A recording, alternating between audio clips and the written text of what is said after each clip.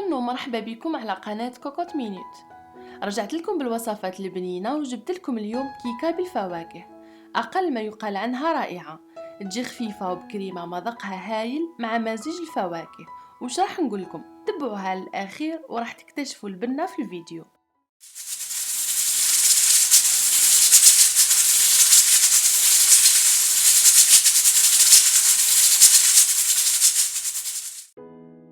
كمرحلة أولى رايحة نحضر القاعدة واللي هي الكيك. حضرت 3 كيكات فردية، كل كيكة على حدة.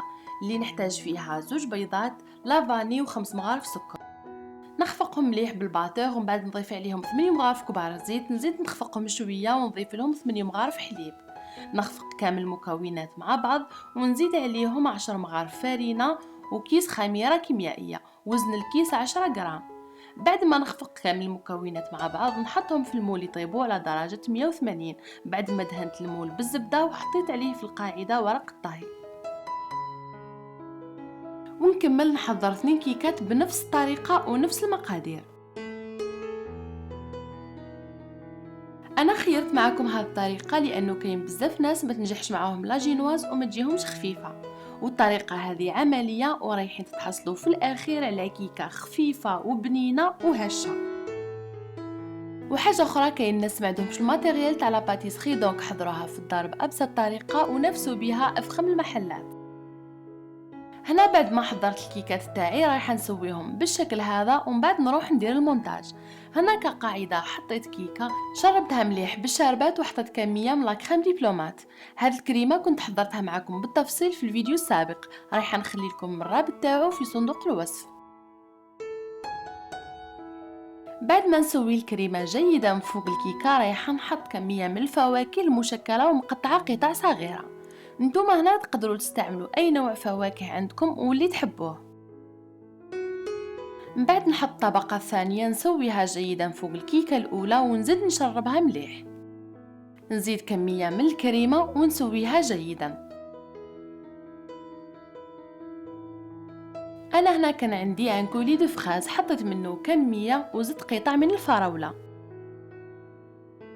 وكما قلت لكم نتوما تقدروا تستعملوا اي نوع فواكه متوفر عندكم. وهنا نحط الطبقة الأخيرة بحيث يكون الوجه الأعلى في الأسفل باش نتحصلوا على سطح مستوي وشكل جميل. نزيد نشربها بالشربات ونملئ الفراغات بالكريمة، ونزيد نمرر كمية من الكريمة على الأطراف ونحط كمية من السطح ونسويها جيدا حتى نتحصل على سطح أملس.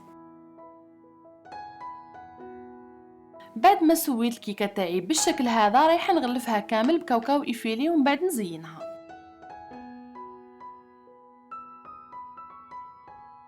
هنا رايحة نحط كمية من الكريمة باش نحط الفواكه اللي عندي.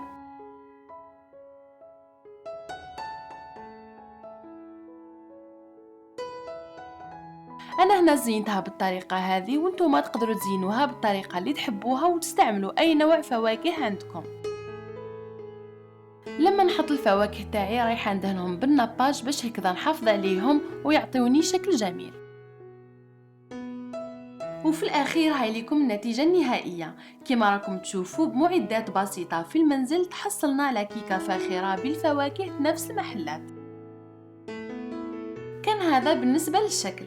اما البنة ما عندي ما نحكي لكم عليها، بلا ما نضيفوا المواد الكيميائية والمحسنات تحصلنا على كيكة خفيفة كالريشة ومشربة وبنينة. مزيج الفواكه والكريمة جا ولا اروع، مع القرمشة تاع الكاوكاو في الاخير زادها في البنة. في الاخير معليا غير نقول لكم كانت هذه وصفتنا تاع اليوم، نتمنى تكون عجبتكم. ما تنساوش تخليوا لي ارائكم وتعليقاتكم واستناوني في الفيديو الجايه ومع السلامه.